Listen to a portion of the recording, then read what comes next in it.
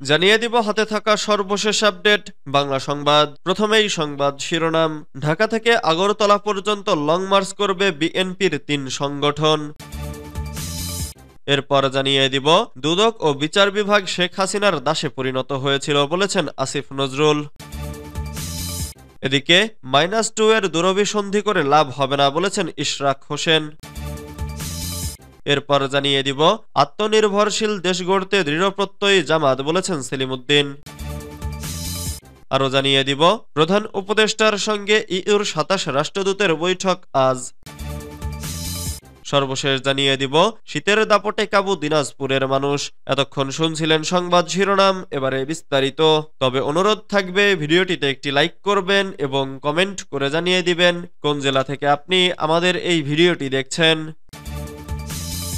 ঢাকা থেকে আগরতলা পর্যন্ত long March করবে বিএনপির ৩ সংগঠন। বাংলাদেশের দূতাবাসে হামলা, পতাকা অবমাননা, ভারতের মিডিয়ায় বাংলাদেশের বিরুদ্ধে চলমান তথ্য সন্ত্রাস এবং বাংলাদেশের অভ্যন্তরীণ বিষয়ে অযাচিত হস্তক্ষেপ থেকে বিরত থাকার দাবিতে লং মার্চ করবে বিএনপির ৩ সংগঠন। আগামী ১১ ডিসেম্বর নয়াপল্টনে বিএনপির কেন্দ্রীয় কার্যালয়ের সামনে থেকে সকাল ৮টায় এই লং মার্চ শুরু করবে ছাত্রদল, যুবদল ও স্বেচ্ছাসেবক দল।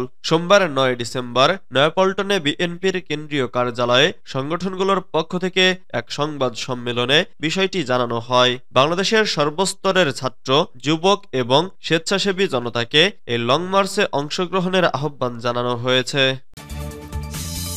দুদক ও বিচার বিভাগ শেখ হাসিনার দাসে পরিণত হয়েছিল বলেছেন আসিফ নজরুল। অন্তর্বর্তী সরকারের আইন ও সংসদ বিষয়ক উপদেষ্টা অধ্যাপক ডক্টর আসিফ নজরুল বলেছেন, শেখ হাসিনার সময়ে দুদক তার দাসে পরিণত হয়েছিল, বিচার বিভাগও দাসে পরিণত হয়েছিল। সোমবার ৯ ডিসেম্বর সকালে রাজধানীর কাকরাইলে আন্তর্জাতিক দুর্নীতি বিরোধী দিবস ২০২৪ উপলক্ষে আয়োজিত এক অনুষ্ঠানে তিনি এসব কথা বলেন। এতে সভাপতিত্ব করেন দুদক সচিব খোরশেদা ইয়াসমিন। বিশেষ অতিথি ছিলেন ট্রান্সপারেন্সি ইন্টারন্যাশনাল বাংলাদেশের নির্বাহী পরিচালক ও দুদক সংস্কার কমিশনের প্রধান ডক্টর ইফতেখারুজ্জামান। গত ১৫ বছরে সরকারি বেসরকারি দুর্নীতির ফিরিস্তি তুলে ধরে আসিফ নজরুল বলেন, দুদক ছিল, উচ্চ আদালত ছিল, কিন্তু বিচার হয়নি। কিন্তু বিচার হয়েছে খালেদা জিয়ার। বিচার না হওয়ায় দুর্নীতি সমাজে প্রতিষ্ঠা পেয়েছে।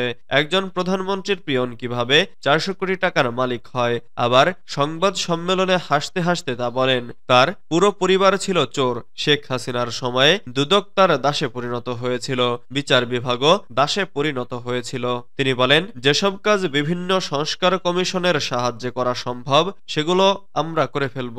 আমরা দেরি করব না, আমাদের খুব বেশি সময় নেই। বিচার বিভাগীয় সংস্কার কমিশন কোনো প্রতিবেদন দেয়নি। আমি তাদের বললাম, উচ্চ আদালতে বিচারক নিয়োগের জন্য আমরা একটা আইন করব, আপনারা আইন করে দিতে পারবেন কিনা। পরে ওই কমিশনের রিপোর্ট ছাড়াই আমাদের আইন করে দিয়েছে। -2 এর দূরভিসন্ধি করে লাভ নেই বলেছেন ইশরাক হোসেন। বিএনপির আন্তর্জাতিক বিষয়ক কমিটির সদস্য ইশরাক হোসেন বলেছেন, -2 এর দূরভিসন্ধি করে লাভ হবে না। বাংলাদেশের সচেতন জনতা এমন অগণতান্ত্রিক প্রক্রিয়ায় আর কাউকেই যেতে দেবে না। তিনি বলেন, জুলাই আগস্টের গণহত্যার প্রধান নির্দেশদাতা শেখ হাসিনা কিভাবে, কার সহায়তায় দেশ থেকে পালিয়ে গেলেন সেই প্রশ্ন আমাদের তুলতে হবে। বর্তমান অন্তর্বর্তী সরকারের মূল দায়িত্ব দুটি: গণহত্যাকারীদের বিচার নিশ্চিত করা ও নির্বাচিত সরকারের হাতে ক্ষমতা হস্তান্তর করা। গতকাল বাংলাদেশ প্রতিদিনকে দেওয়া এক বিশেষ সাক্ষাৎকারে তিনি এসব কথা বলেন। আত্মনির্ভরশীল দেশ গড়তে দৃঢ়প্রত্যয়ী জামাত বলেছেন সেলিম উদ্দিন। বাংলাদেশ জামাতে ইসলামীর কেন্দ্রীয় নির্বাহী পরিষদ সদস্য ও ঢাকা মহানগর উত্তরের আমির মোহাম্মদ সেলিম উদ্দিন বলেছেন, আল্লাহর আইন ও সৎলোকের শাসন প্রতিষ্ঠার মাধ্যমে দেশকে কল্যাণ রাষ্ট্রে পরিণত করতে এক দফার আন্দোলন সংগ্রাম চালিয়ে যাচ্ছে জামাত। সোমবার ৯ ডিসেম্বর রাজধানীর উত্তরখানের স্থানীয় জামাত আয়োজিত শীতবস্ত্র বিতরণ, মেডিকেল ক্যাম্প, গণসংযোগ এবং সুধী সমাবেশে প্রধান অতিথির বক্তব্যে এসব কথা বলেন তিনি। থানা আমির মোহাম্মদ ইসরাইল হোসেনের সভাপতিত্বে সমাবেশে বিশেষ অতিথির বক্তব্য রাখেন কেন্দ্রীয় মজলিসে শুরা সদস্য ও উত্তরা পূর্ব জোনের পরিচালক মোহাম্মদ জালাল উদ্দিন।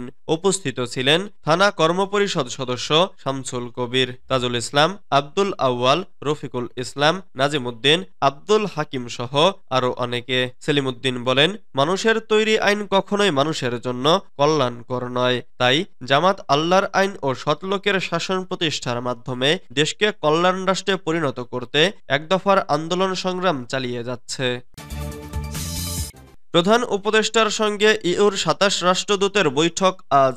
অন্তর্বর্তী সরকারের প্রধান উপদেষ্টা ডক্টর মোহাম্মদ ইউনূসের সঙ্গে আজ বৈঠক করবেন ইউরোপীয় ইউনিয়নের ২৭ দেশের রাষ্ট্রদূত। বৃহস্পতিবার ৫ ডিসেম্বর দুপুরে পররাষ্ট্র মন্ত্রণালয় থেকে এ তথ্য জানানো হয়। সোমবার ৯ ডিসেম্বর জনকূটনৈতিক বিভাগের মহাপরিচালক রফিকুল আলম এ বৈঠক হবে বলে জানান। তিনি বলেন, আগামী ৯ ডিসেম্বর ইউরোপীয় ইউনিয়নের ২৭ এবং আরও একটি দেশের রাষ্ট্রদূত সহ ২৮ জনের সঙ্গে প্রধান উপদেষ্টা ডক্টর মোহাম্মদ ইউনূসের বৈঠক অনুষ্ঠিত হবে।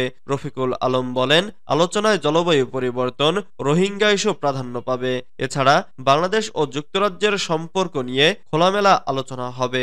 জনকূটনৈতিক বিভাগের মহাপরিচালক বলেন, ভারতের ভিসা না পাওয়ায় ইউরোপের কয়েকটি দেশ ফিনল্যান্ড, রোমানিয়ার মতো দেশে সশরীরে উপস্থিত না হয়ে বিকল্প পথে ভিসা দেওয়া যায় কিনা সে বিষয়ে অনুরোধ জানানো হয়েছিল, কিন্তু নিজস্ব নীতির কারণে ইউরোপের বিভিন্ন দেশে ভিসা পাওয়ার জন্য সশরীরে নয়াদিল্লি যাওয়ার বিকল্পে রাজি হয়নি। রফিকুল আলম বলেন, ৯ ডিসেম্বর বাংলাদেশ ও ভারত পররাষ্ট্র সচিব পর্যায়ের বৈঠক হবে। দিল্লিতে অবস্থান করে শেখ হাসিনা যেন উস্কানিমূলক বক্তব্য দেওয়া থেকে বিরত থাকে। ভারতে এ বিষয়টি নিশ্চিতে আহ্বান জানালেও এর কোনো উত্তর দেয়নি দেশটি। শীতের দাপটে কাবু দিনাজপুরের মানুষ। উত্তরের জেলা দিনাজপুরে টানা কয়েকদিন ধরে কমছে রাতের তাপমাত্রা। কয়েকদিন ধরে রাতের শুরু থেকে সকাল পর্যন্ত কুয়াশা পড়েছে। কুয়াশার কারণে সন্ধ্যার পর থেকে বেশ ঠান্ডা অনুভূত হয়। সোমবার ৯ ডিসেম্বর সকাল ৯টায় ১৩.২ ডিগ্রি সেলসিয়াস তাপমাত্রা রেকর্ড করেছে দিনাজপুর আবহাওয়া অফিস। এর আগে রোববার এ জেলায় দেশের তাপমাত্রা ছিল ১৩.৫ ডিগ্রি সেলসিয়াস। বিভিন্ন এলাকা ঘুরে দেখা যায় কয়েকদিনের তুলনায় ঘন কুয়াশা, সেই সঙ্গে বেড়েছে শীতের দাপট। এতে বিপাকে পড়েছে খেটে খাওয়া মানুষ।